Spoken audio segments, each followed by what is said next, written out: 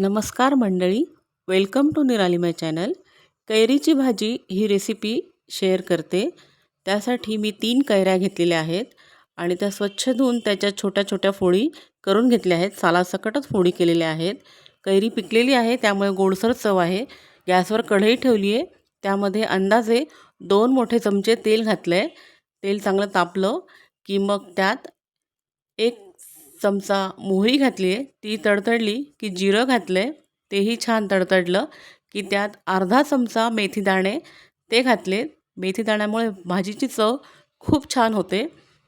तर ते छान फोडणीत तडतडलं की त्यामध्ये चिरून घेतलेल्या सर्व कैरीच्या फोडी त्या घातलेल्या आहेत आणि 1-2 मिनटापर्यंत मंद गॅसवर हे परतून घ्यायचं आहे छान.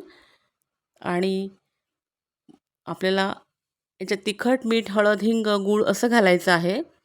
तर सुरुवातीला चवीप्रमाणे मीठ घातलेलं आहे आणि मीठ घातल्यानंतर पुन्हा एखादा मिनिट पुन्हा परतवून घेतलेलं आहे. फोडी मऊ झाल्यानंतर मग त्यात तिखट, मीठ आणि पाणी घालायचं आहे. झाकण ठेवून 2 मिनिट शिजवून घेतलेलं आहे. आणि पहा, भाजी ही खूप आंबट, गोड, तिखट चवीची खूप छान होते. निराली माय चॅनलवरचे इतरही रेसिपीचे व्हिडिओज आहेत ते आपण नक्की पहा. इन्फॉर्मेटिव्ह व्हिडिओज आहेत ते सुद्धा आपण नक्की पहा आणि चॅनलला प्लीज सबस्क्राईब करा. आता त्यात 2 चमचे तिखट, 1 चमचा हळद, पाव चमचा हिंग असं घातलेलं आहे. सर्व कोरडे मसाले घालून पुन्हा एक अर्धा मिनिट चांगलं या कैरीच्या फोडी आणि हे मसाले घालून चांगलं परतवून घ्यायचं आहे.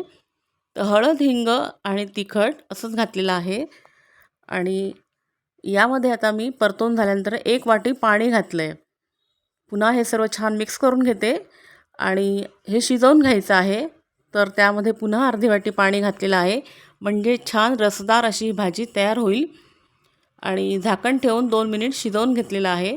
शिजण्यासाठी फारसा वेळ लागत नाही. 5-6 मिनटामध्ये मीडियम हीटवर भाजी शिजून होते. गूळ घातलेला आहे. 1 मोठा चमचा गूळ घातलेला आहे आणि गुळामुळे सुद्धा ही भाजी खूप छान चटकदार अशी होते. आंबट आणि गोड तिखट चवीची. कैरीच्या फोडीसुद्धा गोडसर होत्या. शिजलेलीच आहे पहा भाजी. तर ही भाताबरोबर पोळीबरोबर खायला खूप छान लागते. सर्व्हिस बाउलमध्ये मी काढलेली आहे पहा. आणि इकडे खानदेशामध्ये लग्नातसुद्धा अशा पद्धतीने या सीझनमध्ये भाजी केली जाते. फ्रीजमध्ये सुद्धा ती 8 दिवस राहते. तर तोंडी लावणं म्हणून सुद्धा. व्हिडिओ कसा वाटला ते कमेंट करून नक्की सांगा.